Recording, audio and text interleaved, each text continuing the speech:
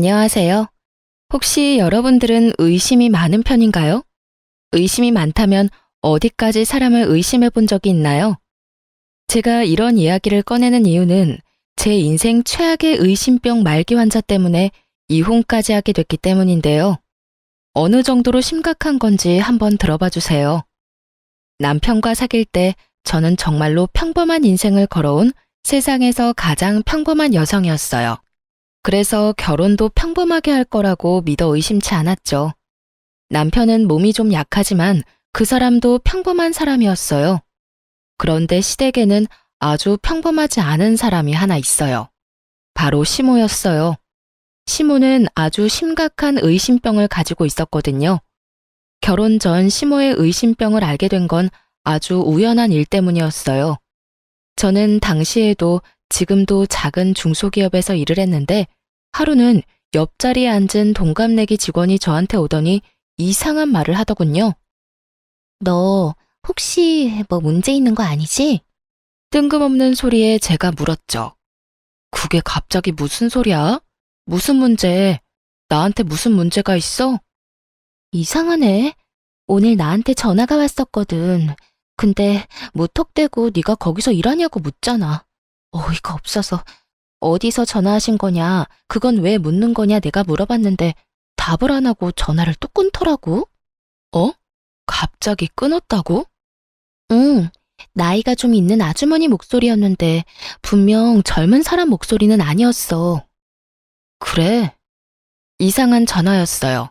저한테 용건이 있었다면 전화를 바꿔달라고 했을 텐데 제가 여기 일을 하는지만 궁금했던 모양이었어요. 이상하다 싶었는데 그 뒤에야 무슨 일이 벌어진지 알게 됐어요. 그때쯤에는 남편과 결혼 이야기가 오가고 있어서 인사를 드리러 시댁에 갔는데 시모가 제게 말을 하더군요. 너 정말로 그 회사에서 일하는 거 맞니? 요새 그런 것까지 속이고 남자 등쳐먹으려는 여자도 많다. 네가 정말로 그 회사에서 일하는 게 맞으면 재직증명서라도 떼어오거라. 그 이야기 딱 듣는데 감이 왔죠. 아, 시모가 우리 회사에 내가 일하고 있는지 확인을 한 거구나 하고요. 이때까지만 해도 시모가 의심병이라는 생각은 하지도 않고 그냥 조심성이 많은 사람이라고 생각했어요. 그래서 재직증명서를 떼어갔더니 이번에는 그걸 못 믿겠다고 하시더군요. 저는 당황했어요. 증명서도 못 믿는데 대체 뭘로 증명해야 하나 싶었죠. 그래서 결국은 시모를 데리고 회사까지 갔어요. 직장 상사까지 보여드리고서야 믿더군요. 그마저도 찜찜한 표정은 여전했고요. 그런데 그보다 더 화나는 건 친정 부모님이 진짜인지 확인을 하려던 거였어요. 상견례 때 부모님을 만났는데 갑자기 며칠 뒤에 저를 혼자 부르더군요. 그러더니 부모님이랑 닮지 않았는데 진짜 친정 부모님 맞냐고 저한테 범인 신문하듯이 물어보는 거예요. 아무리 봐도 얼굴이 안 닮았는데 혹시 너 연기자 섭외했니? 너무 어이가 없어서 우리 부모님이 맞다고 몇 번을 이야기했어요. 그런데도 못 믿겠으니 증거를 가져오라더군요. 그래서 집에서 앨범을 통째로 가져왔어요. 한 6권 정도 됐거든요. 갓난아기 때부터 부모님과 함께 찍은 사진을 앨범째로 가져가서 확인시켜드렸어요. 제가 의심을 받고 있어서 기분 나쁜 건 둘째치고 그걸 들고 가는 내내 어이가 없어서 실수가 터지더군요. 그 일이 있은 후에 남편에게 심각하게 물어본 적이 있었어요. 어머님 혹시 누구한테 사기당한 적 있어? 크게 막 당하고 속아 넘어간 적이 있다거나. 그런 건 없는데? 식구들한테는 평범하셔. 아마 새로 사람 들이는 일이라 좀 철저하게 하고 싶은 모양이지. 너무 신경 쓰지 마. 가족이 되면 괜찮아질 거야. 그랬으면 좋겠는데 솔직히 지금 이 상황도 너무 기분 나쁘잖아. 내가 무슨 범죄자인 것 마냥 내 뒷조사를 하시니 사람 들이는 게 중요하긴 한데 최소한 서로 기분 나쁘지 않은 선에서 해결해야 되는 거 아니야?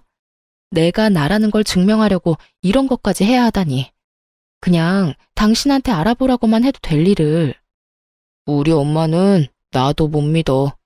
나를 못 믿는 거라기보다는 내가 하는 모든 일이 못 믿어온 거지. 그래서 항상 엄마가 다 알아서 해놓거든. 그렇게 별거 아닌 것처럼 말하는 남편을 보며 저는 애써 짜증나는 마음을 재웠어요. 그래, 세상이 험하니 확인을 과하게 할 수도 있지. 그렇게 생각하기로 했어요. 그런데 시모에게는 그 정도 선에서 끝낼 마음이 없었던 거죠. 끊임없이 저를 의심했어요. 결혼 전에는 제 출신과 배경을, 결혼 후에는 제 사생활을 말이죠. 결혼하고 4년 동안 남편과 저 사이에는 아이가 생기지 않았어요. 아니, 엄밀히 따지면 신혼 초 결혼식하고 딱 2달 뒤에 허니문 베이비가 생긴 걸 알았지만 알게 된 그날 심장이 멈추어 유산하게 됐다는 슬픈 소식도 함께 듣게 됐었어요. 8주 자연유산이면 엄마한테 문제가 있어서라기보다는 초기 유산이라 염색체 이상이거나 유전적인 결함이 대부분이라고 하더라고요. 의사가 저를 위로해줬지만 힘든 건 어쩔 수 없었어요. 처음 겪은 일이니 습관적 유산이 되지 않도록 이후에도 몸 관리를 각별히 신경 썼어요. 그리고 임신 사실을 알자마자 유산이라는 상황에 남편에게만 알리고 유산 수술을 했어요. 일명 소파술이라는 수술이었죠. 그리고 그 후 4년간 임신을 한 번도 성공하지 못했어요. 간혹 어떤 사람들은 유산 후 애가 더 잘 들어섰다라고 하는 사람들도 있었지만 이상하게도 저한테는 해당되지 않았죠. 저 나름대로도 스트레스를 받는데 저를 더 열받게 하는 일이 있었어요. 예, 너희 설마 여전히 피임하니? 어머님, 저희가 따로 피임을 하는 건 아닌데 잘 안 생기네요. 안 되면 저희도 병원 한번 가볼 생각이에요. 아니, 피임도 안 하는데 애가 왜 안 생겨? 예전에 그런 이야기 들은 적이 있지? 화류계 여자들, 그 술집에서 일하는 여자들 말이야. 하도 몸에 안 좋은 거 많이 해서 애가 안 들어선다고 말이야. 네가 그런 경우는 아니겠지? 술집 여자요? 그래, 너도 혹시 예전에 우리 아들 말고 다른 남자 만나면서 몸 함부로 굴린 거 아니야? 그게 아니라면 멀쩡한 젊은 아가씨가 왜 임신이 안 돼? 시모 말에는 정말 자중이라는 것이 없었습니다. 입 밖으로 생각한 대로 모두 저에게 퍼붓는 수준이었죠. 도대체 어떤 시모가 며느리에게 몸을 함부로 굴린 거 아니냐는 말을 해요? 저는 열이 받아서 저도 모르게 툭 쏘아붙였어요. 어머님, 어차피 결혼 전에 제 뒷조사 철저하게 하지 않으셨어요? 제가 그런 적이 없다는 건 어머님이 잘 아시면서 어떻게 그런 모욕적인 말씀을 하실 수가 있어요. 어머님 말씀대로면 아가씨는요? 아가씨도 저희랑 비슷한 시기에 결혼했는데 임신 아직 안 됐잖아요. 저도 아가씨한테 어머님이 하신 이야기 고스란히 해볼까요? 시댁에는 저와 동갑인 저와 비슷한 시기에 시집간 신우가 있었고 그 신우도 아이가 없었어요. 제가 신우 이야기를 꺼내니 시모 얼굴이 살짝 당황했더군요. 걘 내가 잘 알아. 그런 일 안 할 거라는 것도 잘 알고. 저도 그런 사람 아니에요. 어머님이 아무리 의심이 많으셔도 해야 할 말이 있고 하지 말아야 할 말이 있는 거죠. 세상에 며느리를 술집 여자 취급하시는 게 어딨냐고요. 그리고 이미 제 뒷조사 다 하신 거 아니에요? 다 해놓고 이제 와서 무슨 그런 해괴한 말을 하시는데요. 결국 시모는 변명을 하며 자리를 떠났고 저는 분통을 터뜨릴 수밖에 없었어요. 이 상황을 어떻게든 해결해야겠다는 생각 하나뿐이었는데 결국 산부인과에 가서 난임 검사를 해보기로 했어요. 남편과 함께 검사를 하러 갔고 검사 결과를 함께 보러 가기로 했어요.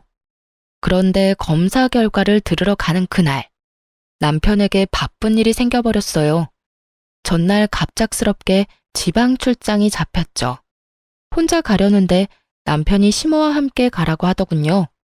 시모가 저를 난잡한 사람 취급한다고 남편에게 말했더니 남편이 그런 오해 불식시키려면 차라리 함께 다녀오라고 했거든요. 솔직히 눈꽃만큼도 같이 가고픈 생각은 없었어요. 하지만 남편 말에도 일리는 있었어요. 가서 직접 보면 되지 않겠나 하는 생각이 들었던 거죠. 그래서 시모와 같이 병원에 갔는데 거기서부터 일이 꼬이기 시작했어요. 시모가 의사 선생님에게 한 가지 묻더라고요. 선생님, 여자가 몸을 너무 함부로 놀려도 애가 안 들어선다는데 그런 것 때문은 아닌가요? 시모의 뜬금없으면서도 무례한 물음에 의사도 당황해서 차트를 살펴보더니 말하더군요. 예? 그렇지는 않습니다. 환자분 같은 경우에 4년 전 소파술을 하시긴 했지만 그것 때문에 애가 들어서지 않는 건 아니에요. 자궁도 난소도 다 깨끗하고 좋아서 걱정할 건 없어요. 다만 이렇게 되면 원인을 찾는 것이 어려우니 인공수정이 더 나을 수도 있고요. 시모가 그걸 알고 있다고 생각한 모양인지 의사 선생님이 예전에 있었던 유산 수술을 입에 올린 거죠. 그리고 이후 시모는 단 한마디도 하지 않았고 병원을 나와서야 대로변에서 제게 날카롭게 한마디 하시더군요. 너 우리 몰래 애 지웠니? 도대체 왜 그랬어? 우리가 애를 얼마나 기다렸는지 알면서 너 혹시 그거 우리 애가 아니라서 지운 거야? 딴 남자랑 바람 피웠니? 아니면 우리 아들이랑 결혼하기 전까지 사귀고 있던 사람이 있었던 거니? 어떻게 네가 이런 식으로 우리 가족 뒤통수를 쳐? 내가 검증을 해도 모자라다는 게 이런 것 때문이야. 얌전한 얼굴로 부뚜마개로 올라가는 앙큼한 계집년이 있으니까. 어머니, 오해세요. 그건 그때 임신을 하긴 했는데 8주 만에 아기가 잘못돼서. 애가 잘못되긴 뭐가 잘못돼. 딱 봐도 네가 우리 몰래 애 지운 거겠지. 기말할 것도 없다. 너하고 말 섞는 곳조차 더러운 일이야. 우리는 너 용서 안 해. 그러고는 쌩하고 시댁으로 돌아가 버렸어요. 남겨진 저는 당황할 뿐이었죠. 남편은 알고 있었고 가족들만 몰랐을 뿐이었어요. 그런데 시모는 이런 큰 도로가에서 저를 천하의 몹쓸년으로 만들어버렸어요. 정말 어이없고 화가 났지만 아예 제 말은 듣지도 않고 저리 가버리니 여기서 혼자 화낼 수도 없는 노릇이잖아요. 짜증과 분노, 울분을 꾹꾹 눌러 담고 저도 집으로 돌아왔어요. 남편도 집에 없고 열받는 마음으로 짜증을 다스리고 있는데 시부에게서 연락이 왔어요. 굉장히 화가 나신 목소리였죠. 그리고는 저에게 당장 시댁으로 오라고 하더군요. 노발대발하는 시부의 모습에 혹시 시모가 또 헛소리를 했나 싶어 이번에야말로 진실을 알려주겠다는 마음으로 시댁으로 향했어요. 갔더니 시부모만 있는 건 아니었어요. 신혼에, 고모네, 숙부네 10명이 넘는 가족들이 모두 앉아있더군요. 순간 저도 모르게 몸이 굳었어요. 다들 저를 엄청난 눈빛으로 쳐다보고 있더군요. 너 이리 와 앉거라. 그 중간에 시부가 아주 화가 잔뜩 난 상태로 저를 불렀어요. 제가 자리에 앉자 시부가 말도 안 되는 말을 꺼내더군요. 너 어째서 네 남편 몰래 낙태 수술을 한 거냐? 너 정말로 안 사람 말대로 딴 남자랑 붙어 먹었던 거냐? 딴 남자랑 붙어 먹다뇨. 제가 그런 짓을 왜 해요? 그리고 그건 낙태 수술이 아니라 유산 수술이었어요. 아이가 생긴지도 몰랐고 몸이 불편해 산부인과 갔더니 애가 심장이 뛰지 않아 유산 수술을 급히 할 수밖에 없었고요. 그리고 남편도 다 알고 있어요. 네 남편이 알고 있는데 왜 우리한테 이야기를 안 해? 너 지금 우리 속이려고 이러는 거지? 바람 피웠다가 남의 임신하는 바람에 지운 게 확실해요, 여보. 제가 무슨 불륜을 저질러요. 그리고 남편은 알고 있다니까요. 제발 제가 하는 말을 좀 믿어주세요. 아무리 의심이 많으셔도 그렇죠. 어떻게 며느리한테 이런 말을 하면서 다들 조심성이 없으세요? 그럼 왜 그때는 말 안 했냐? 그걸 왜 말을 해요? 애가 생긴 걸 죽은 날에 알았는데. 그럼 전화해서 애가 생겼는데 유산이래요 하고 힘든 소식을 전해드렸어야 맞는 건가요? 그리고 생각이라는 게 있으면 조용히 묻는 게 맞는 거 아닌가요? 지금 이런 식으로 사람 아픈 기억 건드는 건 잘하는 일인 거예요? 첫 애를 가슴에 묻은 며느리한테 이런 식으로 추궁하는 게 맞는 거냐고요. 그리고 그 애는 허니문 베이비예요. 다른 남자 애라고 착각할 수도 없어요. 날짜를 따져보면 제가 그때 신혼여행 때문에 일주일 동안 외국에 있었던 건 확실한 사실이니까요. 네가 하는 말을 어떻게 믿어? 네가 속이려고 할수록 우리는 너 못 믿어. 믿지 마세요. 그럼 남편 불러서 확인하시면 되잖아요. 저는 열받아서 그 자리에서 남편에게 전화를 했어요. 당신 지금 시댁으로 당장 와. 나 혼자 여기서 지금 뭐 하는 짓인지 모르겠으니까. 갑자기 무슨 소리야? 이 밤중에 출장까지 와 있는데 거길 어떻게 가? 왔다가 다시 내려가. 나 지금 가족들 다 보는 앞에서 결혼한 지 얼마 안 된 주제에 바람 피우고 애 낙태시킨 천하의 미친년이 됐거든? 지금 안 오면 당장 이혼이야? 짜증을 내던 남편이 제 말에 심상치 않음을 느꼈는지 지금 당장 올라오겠다고 하더군요.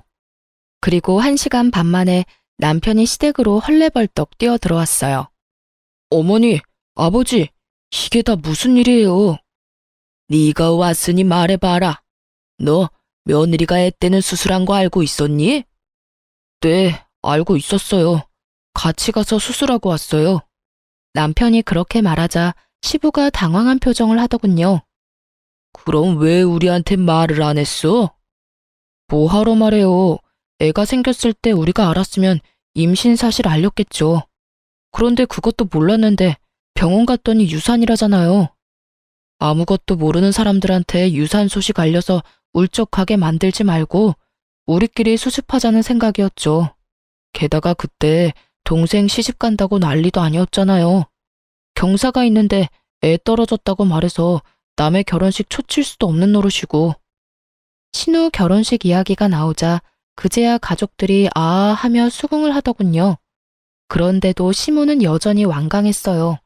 그 애가 남편 애가 아니었을 거라고요. 엄마, 제발 좀 그만하세요. 아무리 의심이 많아도 그렇지 이런 일까지 의심하시면 어떡해요? 그리고 와이프 임신했을 때 해외에서 저랑 완전히 딱 붙어 다녀서 다른 남자 만날 겨를도 없었어요. 신혼여행 끝나고 와서 집 정리할 때도 같이 있었고요. 의사한테 이야기 다 들은 거 아니에요? 네가 아무리 옹호해 주려고 해도 내 눈은 못 속여. 내가 아무리 생각해도 의심스러워서 그래. 그 뱃속의 태아가 네 아이가 맞는지 확인은 했었어야지. 그리고 수술이 1번이었을지 2번이었을지 누가 아니? 의사도 모른다는데 너도 모르겠지. 분명히 너 아닌 다른 놈이랑 붙어 먹었을 걸. 어머님, 그만하세요. 이쯤 하면 이제 되지 않으셨어요? 제가 불륜을 했으면 증거를 가져오시라고요. 매번 의심만으로 사람 이런 식으로 이상한 소문 내지 마시고요. 아니면 제 몸에 도청기의 위치 추적 장치라도 달아야 속이 시원하시겠어요? 결혼 전에 뒷조사하고 저희 회사에 재직 중인 거 확인할 때부터 이 결혼 안 하겠다고 난리 피웠어야 했는데 너무 한탄스러울 뿐이네요. 됐어요. 이제 이런 대화조차도 진절머리 나네요. 여보, 우리 이혼해. 난 이런 식으로는 못 살아. 고부 갈등이 문제가 아니라 나를 있는 그대로 안 보고 무작정 의심부터 하는 시어머니하고 못 살겠어. 그러니까 이혼하자. 무슨 소리야. 난 절대 이혼 못 해줘. 나랑 사이가 나빠진 것도 아니고 엄마랑 사이 틀어졌다고 이혼이라니. 조금만 더 생각해봐. 나는 알잖아. 당신이 바람 피울 사람 아니라는 거. 남편은 저를 살살 달래더군요. 그래도 용서할 생각 없었어요. 다음에 딱 한 번만 더 시모가 이런 일을 벌이면 당장이라도 이혼하겠다고 마음을 바짝 먹고 있었죠.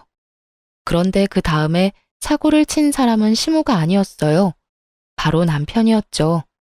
제가 시모와 한창 싸우고 이혼 이야기를 꺼내고 한 4~5달이 지났을 때였어요. 저와 남편은 각각 차를 한 대씩 가지고 있었는데 남편이 가끔 제 차를 타는 일이 있었거든요. 저는 차를 아주 가끔씩만 탔기 때문에 가끔 남편이 필요할 때 빌려주곤 했어요. 그런데 하루는 그 차를 몰고 친구를 만나러 나갔다가 주차된 차로 다시 왔더니 앞 범퍼가 다 깨져 있더군요. 사고를 낸 사람은 없고 사고가 난 차만 있으니 가장 먼저 블랙박스부터 뒤졌어요. 그리고 차 사고보다 더 경악할 만한 소리를 먼저 찾아내게 된 거죠. 자기야, 오늘은 다른 차네? 와이프 차야? 와이프는 차 안 몰아. 그냥 장식품이나 마찬가지지. 우리 정우랑 놀러 가는데 이 차가 더 승차감이 좋거든. 정우가 아빠 많이 보고 싶어 했어. 요새 말이 많이 늘고 있거든. 그래서 오늘 갈 곳은 어딘데? 오늘은 우리 아들이 좋아하는 놀이공원에 동물원까지 갔다 오자. 아빠가 매일 못 보는 대신에 이렇게라도 서비스 해줘야지. 고마워, 자기야. 오늘은 1박 안 되는 거야? 요새 와이프 심기가 안 좋아서 일단 되는지 확인은 해볼게. 그러면서 전화를 건 곳은 제 폰이었네요. 제 목소리가 스피커폰을 통해 블랙박스에 녹음됐어요. 저는 충격으로 정신이 얼얼한 상태였어요. 이 잡놈이 헤어져 달라는 제 요청도 묵살하더니 뒤로 아주 호박씨를 있는 대로 까고 있더라고요. 쥐새끼 마냥 숨어서 애까지 두고 있었다니 분노가 치솟았어요.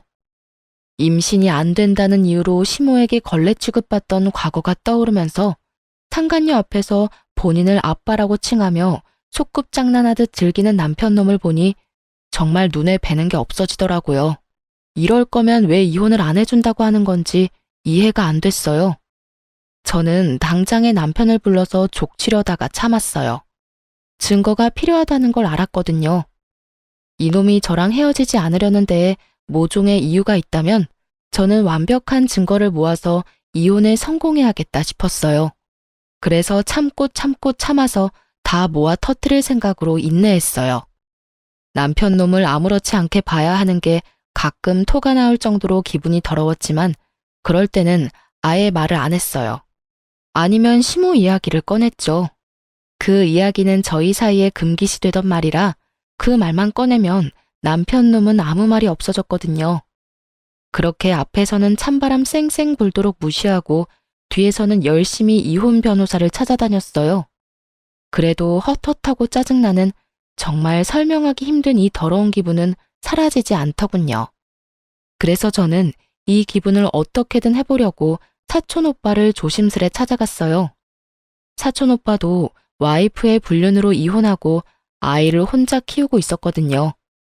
그날은 남편놈이 상간녀를 만나러 갔는지 1박 2일로 출장을 간다고 나간 날이었어요.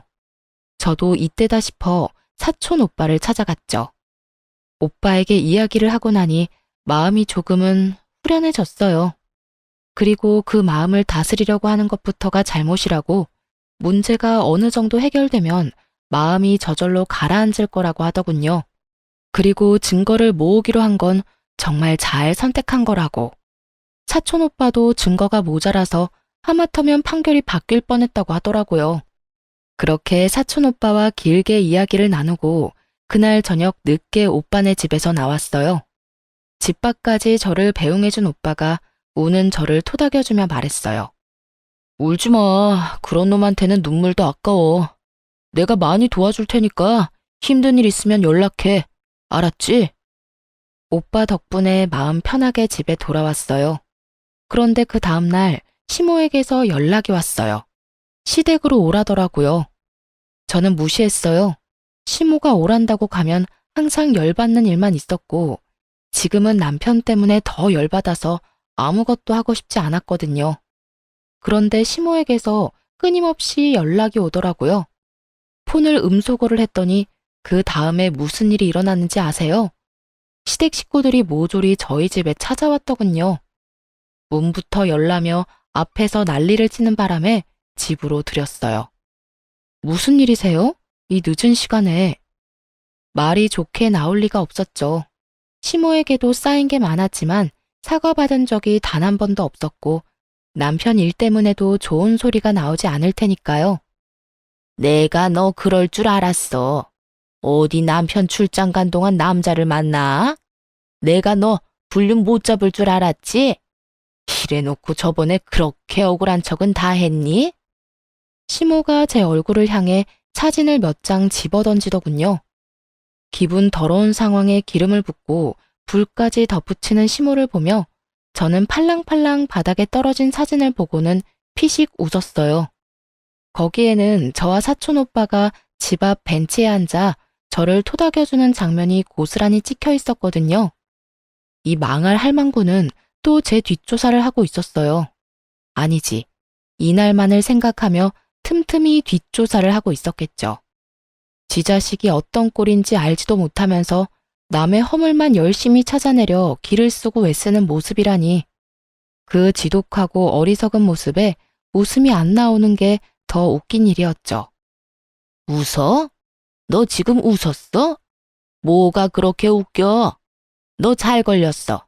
있는 거 다 내놓고 몸뚱이만 내쫓길 줄 알아. 내가 아들 오면 이야기해서 너 내쫓을 테니까. 네네, 그러세요. 제발 이혼하게 해주세요. 네? 그렇게 이혼해달라고 여러 번 말했는데 남편이 절대로 이혼 안 해준다네요? 그러니까 제발 어머님이 아들한테 이혼하라고 말해주시라고요. 아시겠어요? 지금 이혼하고 싶은 사람이 누군데 제 앞에서 그딴 소리를 짓거리는 거예요. 이혼은 제가 이야기하고 싶은 거고요. 다 필요 없으니 남편 올 때까지 기다렸다가 어머님이 직접 설득하세요. 그리고 타이밍 좋게 남편이 집으로 들어오더군요. 집 안에 들어와서야 시부모와 신우를 보며 당황한 표정으로 말했어요. 다들 여기서 뭐 하고 있어요? 예, 네 마누라 너 없는 동안 바람 피운 거 아니? 제발 이혼해라. 도대체 뭐가 좋다고 이렇게 이혼을 안 하는 거야? 너 정도면 충분히 괜찮은 여자 다시 만날 수 있어. 애도 없으니까 홀가분하잖아. 응? 시모의 말에 남편 놈이 눈을 둥그렇게 뜨더니 갑자기 차분하게 말하더군요. 어머니, 저 이 사람하고 헤어질 생각 없어요. 다 용서하고 같이 살 거예요. 그러니까 앞으로 이렇게 와서 저희 부부 괴롭히지 마세요. 갑자기 귀신 씨나라 까먹는 소리하는 남편 놈을 보며 제가 더 궁금해졌어요. 시모는 아예 개거품을 물고 넘어가고 있었죠. 왜 이혼을 안 한다는 거야? 네가 뭐가 모자라서? 이 엄마의 타서 죽는 꼴 보고 싶어? 이런 여자를 어떻게 가족으로 놔둬? 어머니도 당신도 할 이야기 있으니 잘 들어줘. 사실은 내가 당신을 이렇게라도 용서하고 같이 살려는 이유는 하나야. 나 사실 오늘 병원 갔다 왔어. 저번 건강검진 결과가 안 좋아서 재검사하러 갔는데 간암 2기라고 해. 그래서 당신 용서하고 당신이 내 곁에 계속 있어줬으면 좋겠어. 아들, 그게 정말이야? 네가 왜 암에 걸려? 도대체 이게 다 무슨 일이냐? 그러니까 어머니, 저 이 사람하고 이혼 안 해요. 아니, 못 해요. 그래, 이혼은 안 되겠다. 아무리 악처라도 남편이 이렇게 아프면 수발 들어야지. 그리고 그렇게 해서 자기가 저지른 일 속죄하는 거고. 와, 그 순간 뒤통수 세게 맞은 기분이 들었어요. 정말로 펀치를 제대로 맞아서 뇌가 흔들리는 기분이랄까요? 이 미친놈은 저한테 수발 들라는 말을 하고 있더군요. 제 약점을 잡았다는 기분에 사로잡혀서 이 기회에 저를 부려먹으려는 생각으로 말만 자기 곁에 있으라는 거지. 이건 따지고 보면 옆에서 병수발 들라는 거랑 다를 바가 없잖아요. 상간녀랑 헤어진 것도 아니면서. 상간녀랑 사이에 애도 있으면서. 고작 자기 몸 하나 건사하자고 저한테 용서 운운했다는 생각에 정말 머리부터 찬물을 뒤집어 쓴 것처럼 덜덜 떨리기 시작했어요. 게다가 이혼하라고 그렇게 난리 피울 땐 언제고 남편 아프다는 거 알자마자 이혼은 안 된다는 시모를 보니 자기들만 생각하는 지독한 이기주의와 못된 마음 씀씀이에 열이 너무 많이 받더라고요. 아프다고 용서를 받을 줄 알았다면 오산이죠. 오히려 천벌받을 짓 해서 천벌 제대로 받은 모양인데 그걸 왜 제가 불쌍하다 생각할 거라고 짐작하는지 저는 제 인생이 제일 불쌍한 것 같은데 말이죠. 간암이라. 간암이면 뭐 내가 왜 당신 옆에 있어야 해? 내가 바람 폈으니까 당신 수발을 무조건 들어야 한다 이거야? 그리고 어머님, 속죄요. 무슨 속죄 말하는 거예요? 지은 죄가 있어야 속죄를 하죠. 그리고 당신이 뭔데 날 용서해? 너 사진 봤어? 그 사진의 남자가 누군지 진짜 못 알아보겠어. 내가 직접 너한테 소개까지 시켜준 내 사촌 오빠인데? 제 말에 그제야 남편놈이 사진을 유심히 보고는 제 눈치를 보더군요. 그러네. 내가 못 알아봤어. 얼굴 많이 수척해지셨구나. 저번에 와이프가 바람나서 이혼했다던 그 사촌 오빠 맞지? 그래. 근데 네가 뭔데 나한테 용서를 운운해? 내가 진짜로 바람 피웠다고 착각이라도 한 거야? 여보, 당연히 나는 당신이 바람 피울 거라고 생각도 안 했지. 그리고 폈더라도 나는 당신을 용서했을 거야. 그게 내 진심이고. 이게 진짜 사촌 오빠라고? 이번에는 시모가 믿기지 않는지 저한테 묻더군요. 네, 큰아버지 아들이요. 왜요? 제 뒷조사는 했는데 그쪽 뒷조사는 못했나 보죠? 제가 저희 큰아버지 소개시켜 드릴까요? 보시고 직접 말씀하실래요? 뭐, 어차피 못 믿을 거 뻔하니까 그럼 다른 거 보여드릴까요? 눈이 번쩍 뜰 만큼 좋은 건데? 저는 열받아서 가방에서 제가 모았던 증거들을 모조리 꺼내 거실에 패대기 치듯 뿌렸어요. 제 뒷조사할 시간에 아드님 뒷조사도 같이 하셨어야죠. 그러면 좋은 거 보셨을 텐데요. 보세요. 예쁜 상간녀랑 아이까지 낳고 오순도순 두 집 살림 차려서 살고 있잖아요. 이 아랫돌이 절조도 없는 바람둥이 새끼가. 제 말에 남편놈 얼굴이 완전 사색이 됐어요. 허옇게 질린 꼴이 참 통쾌했죠. 그런 주제에 뭐? 용서? 내 곁에 살고 싶어? 에라이 천하의 쓰레기 같은 인간아. 네가 빌어먹을 상간녀랑 헤어지지도 않았는데 내가 왜 수발을 들어? 간병인을 원하는 거면 고급 인력 공짜로 쓰려고 하지 말고 돈 주고 사람을 써. 불륜까지 저지르고 애까지 싸질러 놓은 놈이 지금 와이프한테 간암이라면서 수발 들라고 요구를 해? 너 같으면 해주겠냐? 여보, 이건 아니야.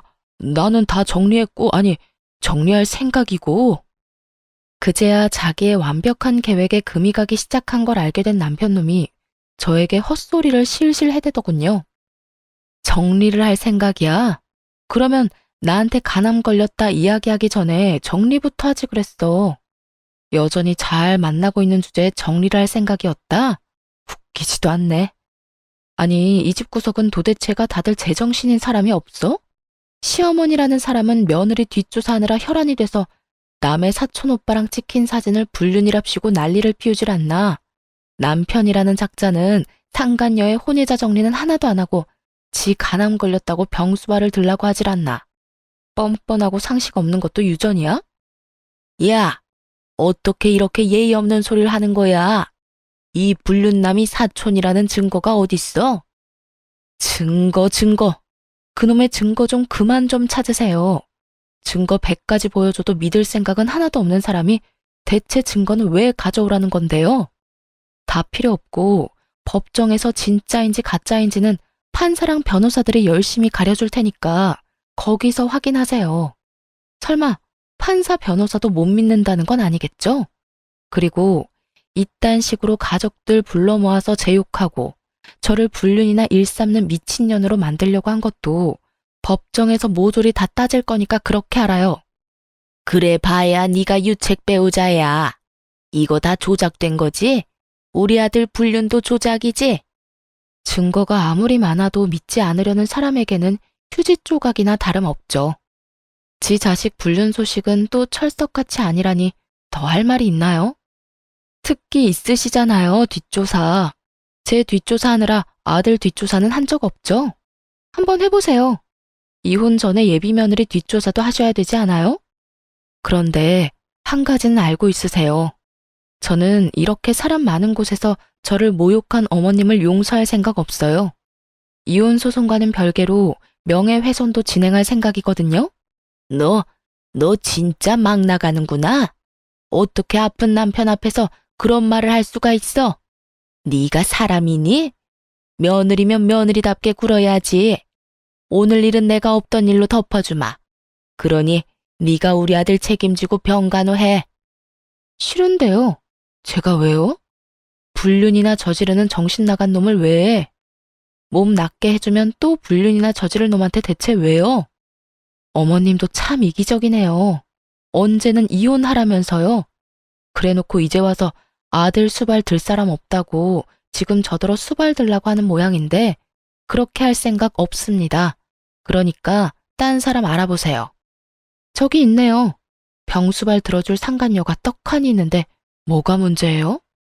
제 말이 끝나기가 무섭게 시모를 제외한 가족들이 제게 미안하다며 사과를 하더군요. 며느라가 됐다 됐어.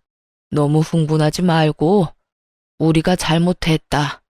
이번에도 안 사람한테 휘둘려서 이렇게 됐어. 내가 사과하마. 그러니 이혼은 없던 일로 하고 우리 아들 곁을 지켜주면. 그래요, 언니. 오빠가 아무리 그래도 암에 걸렸는데 언니가 외면하면 엄마가 원래 그렇게 의심이 많은 사람인 건 알잖아요. 그러니까 그러려니 하고. 지금 남의 일이라고 이렇게 쉽게 말씀하시는 거예요? 사과하지 마세요. 전 사과 들을 생각 없으니까. 그리고 정작 사과해야 할 사람은 사과 안 하고 있잖아요. 저는 이혼하고 이 집과 아이의 모든 인연을 끊고 싶어요. 그래야 속이 편하지. 대체 내가 왜 이런 꼴을 당해야 하는 건데? 당신이 대답해봐. 너 이러려고 나랑 결혼하자고 했어? 어? 내가 그때 우리 회사에 재직증명 전화 왔을 때 그만뒀어야 했어. 너처럼 아랫돌이 가벼운 병약한 인간이 뭐라고. 내가 내 인생을 걸고 도박을 왜 했는지 모르겠어, 이 나쁜 놈아. 상간녀한테 가서 간암 이야기하고 병간호 받아. 여보, 제발 이성적으로 생각해. 그 여자는 정리한다니까? 그럼 내 눈앞에서 해봐. 지금 당장. 남편이 지금 당장 상간녀와 헤어진다고 제가 남편과 이혼을 안 할 건 아니었어요. 어차피 제 이혼의 가장 큰 축은 시모의 의심병 때문이니까요. 그런데 남편놈이 전화도 하지 않고 머뭇거리는 모습을 보니 더 열이 받더라고요. 신용이라도 해야 할 거 아니냐고요. 이래놓고 정리를 하겠다니 저는 코웃음을 치며 말했죠. 팔아, 너 하는 꼴 보니 상간녀는 포기 못하겠다 이거네. 알았어. 당신 마음 잘 알았으니 거기 가서 수발도 들어. 알겠냐 이 버러지 같은 인간아? 그렇게 말하고 사람들을 뿌리친 뒤 저는 집으로 돌아왔어요. 서로 반반 부담한 집은 결국 팔아서 반반 나누게 됐고 남편놈과 시모는 제게 위자료까지 지불해야 했죠. 남편은 당연히 유책 배우자였고 제가 모은 수많은 불륜 증거 때문에 결국 불륜을 인정해야 했어요. 그리고 제가 불륜을 저질렀다는 어이없는 주장을 하던 시모에겐 결국 사촌 오빠의 존재가 확실시되며 불륜으로 볼 수 없다는 판결까지 받았던 거죠. 그리고 저는 한술 더 떠서 시모에게도 위자료 청구했어요. 결혼 기간 내내 제 뒷조사를 하고 많은 사람 앞에서 저를 걸레 같은 년으로 만들어준 덕분에 저는 시댁으로부터도 위자료를 받을 수 있게 됐죠. 이혼 판결은 이렇듯 저에게 유리하게 해결됐어요. 저는 그 팔아버린 집에서 애초에 나와 작은 방을 전세로 얻었어요. 그런데 남편놈이 여전히 상간녀랑 잘 지내는 것 같더라고요. 아무리 생각해도 남편놈이 자기 아프다는 이야기를 상간녀에게 안 한 것 같았어요. 저번에도 제 앞에서 헤어지라고 했는데 안 헤어진 거 보면 아프다고 스스로 이야기할 수 없었겠죠. 누가 결혼도 안 했는데 병수발부터 들고 싶겠냐고요. 그렇게 의심하던 차에 상간녀가 자기 카톡 프로필 사진에 두 사람이 결혼식장을 알아보러 다니는 사진을 올렸더라고요. 그래서 옳다구나 싶어서 상간녀에게 전화를 걸었죠. 축하해요. 결혼하시나 보네요. 참 대단하네요. 간암 걸린 남자 뒤치다꺼리도 마다하지 않는 희생 정신인가요? 지금 무슨 말 하시는 거예요? 당신이 주워간 쓰레기 간암 걸렸다고요. 저한테 들러붙어서 이혼 못 해준다는 거 겨우 떼어냈죠. 불륜남 데리고 사는 것도 역겨운데 그놈 수발 들어야 한다니까 앞날이 아주 지옥이더라고요. 그래서 수단과 방법을 안 가리고 이혼했고요. 그런데 그런 물건도 좋다고 가져가는 사람이 있어서 신기해서 연락해 봤네요. 잘 어울려요. 쓰레기 줍는 싱글맘이랑 하자 있는 쓰레기. 오래오래 잘 살아야 돼요. 아, 이 말은 진심이에요. 또 어떤 불쌍한 여자가 하자 있는 쓰레기를 가져갈까봐 심히 걱정되거든요. 제가 빈정거리자 상간녀가 잠시만요 하더니 수화기 너머로 탁 하고 폰을 놓는 소리가 들리더군요. 누군가와 대화하던 중이었는지 폰 너머로 그 망할 시모의 목소리가 들려왔어요. 아가씨가 우리 아들이랑 만나는 사이라고 하니 내가 확인할 게 있어서 불렀어요. 우리 아들하고 결혼하고 싶으면 그쪽 아들 친자 검사 확인서 떼어와요. 지금 나랑 같이 가서 검사하고요. 혹시 조작하려는 것일 수도 있으니까. 나는 집안에 이상한 사람 못 들여요. 저번 며느리도 마음에 안 들었는데 두 번째도 실패할 생각은 없어요. 시모는 여전하더군요. 불륜으로 재혼하는 주제에 뒷조사는 확실히 하겠다는 모습이 참 가관이었습니다. 이 와중에도 의심병을 못 버린 걸 보니 사람이 참 한결같다고 해야 하나? 그런데 상간녀의 말이 더 웃겼어요. 결혼을 하고 싶으면 친자 검사를 하라고요? 근데 웃기네요. 누가 아픈 놈하고 결혼해서 자기 팔자를 꼬아요? 그리고 당신, 나한테 왜 간암이란 이야기 안 했어? 그런 말도 안 하고 속이고 결혼할 작정이었어? 어쩐지 서두르는 이유가 있었네. 그렇게 수발들 사람 하나 옆에 붙여두시겠다? 자기야, 아니야. 그런 거 아닌 거 알잖아. 내가 자기를 얼마나 아끼고 사랑하는데. 그런 거 절대 아니고 우리 애를 위해서도 아빠가 있으면 좋잖아. 그리고 나 간암이라고 해봐야 이기일 뿐이고 이 정도면 치료받으면 금방 좋아진다고 했어. 근데 내가 궁금한 게 있었는데 당신 결혼은 무슨 돈으로 할 생각이었어? 상간녀의 뜬금없는 말에 남편 놈이 당황하는 목소리가 들렸어요. 어? 그게 무슨... 집도 팔았고 위자료도 내 몫까지 다 냈고 당신 어머니 위자료도 당신이 냈다며? 당신은 집도 없고 아무것도 없는 빈털터리인데 내가 왜 당신이랑 결혼을 해? 나는 당신이 온전히 그 집에 있는 상태로 그 집에 들어가고 싶었던 거지. 아무것도 없는 인간한테 시집가고 싶었던 게 아니거든? 넌 머리가 그렇게 안 돌아가? 보자 하니까 이 아가씨가 눈에 뵈는 게 없어. 어디서 그딴 말을 내뱉어? 너도 같이 바람 피웠잖아. 따지고 보면 네가 우리 아들이랑 바람 피는 통에 아들이 이혼까지 하고 돈까지 잃게 된 거지. 그걸 왜 우리 아들 탓을 하고 난리야? 왜 그게 제 탓이에요? 분류는 혼자 해요? 저 좋다고 따라온 놈이 저놈이라고요. 기가 차서 이런 식으로 사람을 엮으려고 했다 이거지? 그럼 내가 당신이 나 포기할 수 있도록 말해줄게. 친자 검사 그딴 거 할 필요도 없어. 내 아이는 네 아이가 아니니까. 검사해봐야 너만 괴롭고 나는 이제 결혼할 생각도 없어. 몸은 고장나서 돈도 못 벌지. 그 와중에 전추한테 돈 다 털리고 아무것도 없는 놈이 감히 나하고 재혼을 하겠다고? 김칫국 열심히 혼자 퍼마신 모양인데 나는 그럴 생각 없으니 두 번 다시 연락하지 마. 그 말과 함께 상간녀 전화도 끊겨버렸어요. 상간녀도 대단한 사람이더군요. 그리고 두 사람은 충격이 상당한 모양이었어요. 얼마 안 돼서 전 시모가 제 직장 앞에 찾아왔더군요. 보자마자 웃긴 말을 하는데 정말 어이가 없었어요. 너희 이혼은 무효야. 네가 불륜이 아닌데 왜 이혼을 해? 우리는 너한테 속은 거야. 네가 이혼이 하고 싶어서 우리를 속인 거라고. 우리 아들이 아프니까 네가 먼저 이혼하려고 사촌이랑 짜고 친 거 내가 모를 줄 알아? 저도 간암 걸린 거 그때 처음 알았거든요. 그리고 불륜이 아니라고 했는데 제가 불륜을 피웠다고 우긴 것도 다 아줌마 아니었어요?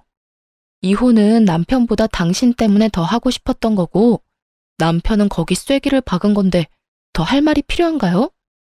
안 된다. 제발 이혼 무효로 해.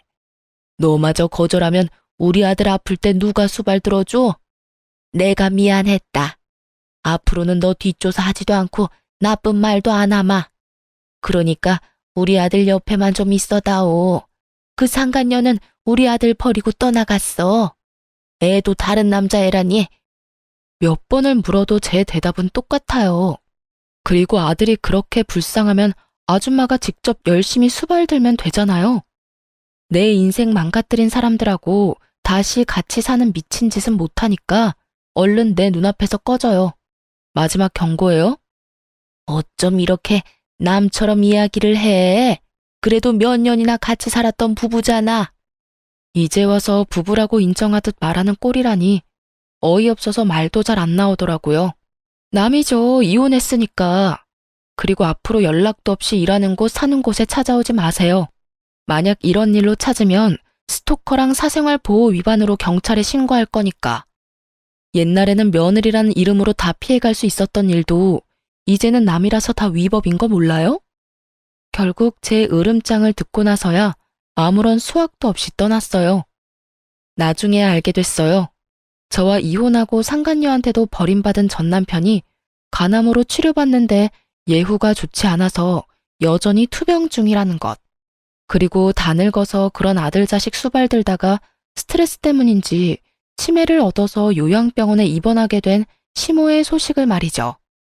누군가는 참 불쌍하다고 하는데 저한테는 불쌍한 게 아니라 자기가 한 행동의 결과를 그대로 받은 것 뿐이거든요.